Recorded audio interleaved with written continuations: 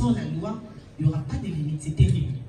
Ça va être catastrophique. C'est pourquoi la Bible dit, tu ne voleras pas, d'accord? Tu ne prendras pas la femme de ton prochain. Donc il y a toutes ces limites-là. Au jour d'aujourd'hui, on les sait aussi dans les lois de France.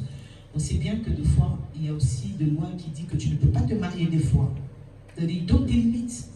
Alléluia. Donc aussi, faire la criminologie, oui, pourquoi pas, c'est de résoudre aussi certaines situations de gens méchants qui combattent les autres. Tout simplement. C'est un métier comme les autres. C'est tout ce que je pourrais dire. Oui, c'est vrai. On peut faire la criminologie. Il y a certains métiers, il y a certaines pratiques que la Bible nous interdit. Je donne juste un exemple, peut-être la prostitution. C'est quelque chose que la Bible a interdit. Mais la criminologie, donc c'est normal, un enfant de Dieu peut faire aussi la criminologie. De la même manière, un enfant de Dieu peut être aussi policier, soldat, ainsi de suite. Donc, 8e commandement de la Bible, toujours dans l'Exode. La Bible me dit, tu ne tueras point. Exode chapitre 20, verset 13. Tu ne tueras point. Donc, c'est-à-dire que Dieu est contre la crime déjà. Dieu est contre ça. Contre des gens qui font des crimes. Dieu est contre ça. Donc, c'est-à-dire qu'un enfant de Dieu, il peut faire aussi la criminologie. Et toi, tu veux résoudre les crimes faits par de méchants. Aider aussi les nations aussi. Voilà. Aider aussi les autorités. Oui. Donc, c'est normal. Un enfant de Dieu peut le faire. Un enfant de Dieu peut devenir aussi député, président de la République. Oui, comme David. Voilà. Le roi David, ainsi de suite. Un enfant de Dieu peut devenir aussi ministre des dieux. Voilà. Et nous croyons aussi à vous. Un jour, vous deviendrez aussi. Pourquoi pas les Macron de la France? Remplacer aussi. Est-ce que vous croyez vous-même? Ouh là là, ils se disent. Remplacer aussi les autres. Est-ce que vous croyez vous-même? Non, il faut déjà croire à toi-même. Alléluia. Avant que les autres viennent, il faut déjà croire à toi-même. Avoir des ambitions d'aller très loin. C'est très important. Alléluia. Est-ce qu'il y a des questions? Oui. Oui, Joyce. Tout le monde a eu les amis lingala, on a interprété. Et pour les gens qui parlent lingala, je vais interpréter. Il faut poser des questions. Pour des gens qui parlent portugais, on a des gens qui parlent portugais, ils peuvent interpréter aussi. Pour les gens qui parlent bambara, il y a des gens qui parlent bambara ici, ils peuvent interpréter. C'est parti. Oui.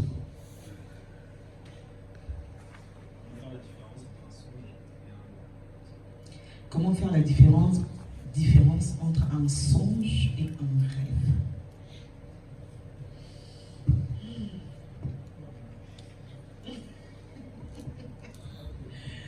Gloire à Dieu. Alléluia. Comment faire la différence entre un songe et un rêve?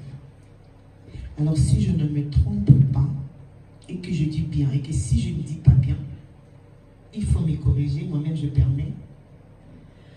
Alors, je crois que les songes, c'est une phase d'une vision qui est un peu plus longue par rapport aux rêves. Les rêves, c'est très court. Les songes, c'est un peu plus long. Tu as l'impression que tu as dit dans cette vision et que c'était long. On va dire la personne a songé. Les rêves, c'est vite fait. C'est vite fait, c'est comme limite, tu dors et tu vois quelque chose.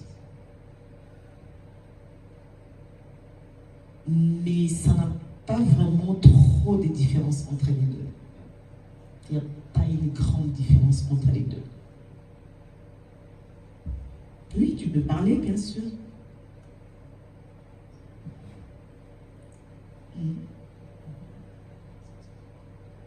Non, mais quand on n'est pas satisfait, il faut parler. N'est-ce pas? Le but, c'est d'être satisfait.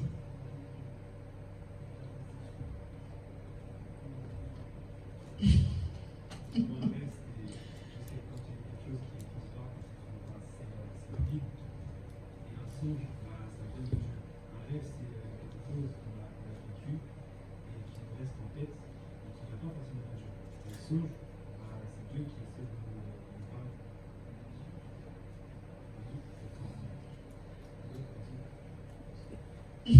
Mais en réalité, il n'y a pas aussi la différence entre les deux. Hein. En réalité, il n'y a pas la différence entre les deux. Voilà. Dieu nous parle par des visions nocturnes. Dieu nous parle aussi par des songes. Voilà. Tu vois? Il n'y a pas la différence entre les deux.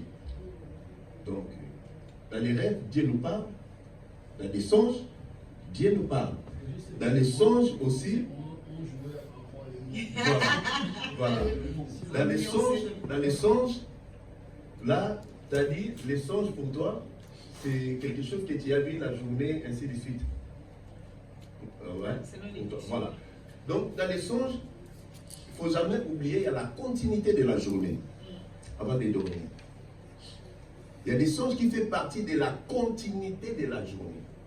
C'est que tu as vaincu la journée. Et avant de dormir, c'est pourquoi on a l'habitude de prier avant de dormir. Et tu dors comme ça là, tu peux rêver ce que tu as vaincu pendant la journée. Donc on peut dire la continuité de la journée. Je donne mon exemple. Peut-être que j'étais dans les chantiers, j'ai tiré les câbles. J'ai tiré les câbles. Et au lieu de, quand je suis arrivé à la maison, au lieu de laisser les chantiers à la maison, moi je ramène les chantiers chez moi. Et en dormant, tu commences à rêver que non. Tu fais des songes, tu es en train de tirer les câbles. Et quand tu te lèves le matin, tu dis, j'ai fait un songe. Non, c'est la continuité de ta journée. La journée n'était pas encore finie. Alors que c'était le moment de dormir. Mais toi, tu n'as pas fini ta journée. Et c'était ta continuité de la journée que tu as rêvé les choses de la journée. Mais en réalité, c'est la même chose. Dans les songes, Dieu nous parle. Dans les visions nocturnes, Dieu nous parle aussi. Il n'y a pas vraiment une grande différence entre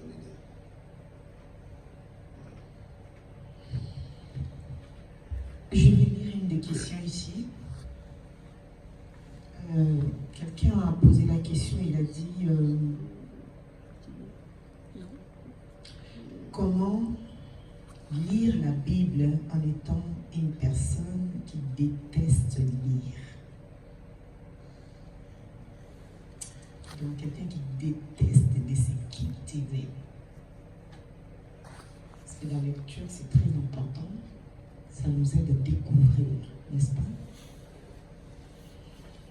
Si tu détestes lire, comment tu fais pour étudier? C'est-à-dire tu détestes aussi les études. C'est juste une question comme ça envers la personne qui a posé cette question. Comment lire la Bible en étant une personne qui déteste lire? Moi, j'aime pas la lecture, mais je suis quand même intéressée à la Bible. Mais comment faire? Bon, je vais répondre à tout petit peu. Après, je vais laisser la parole.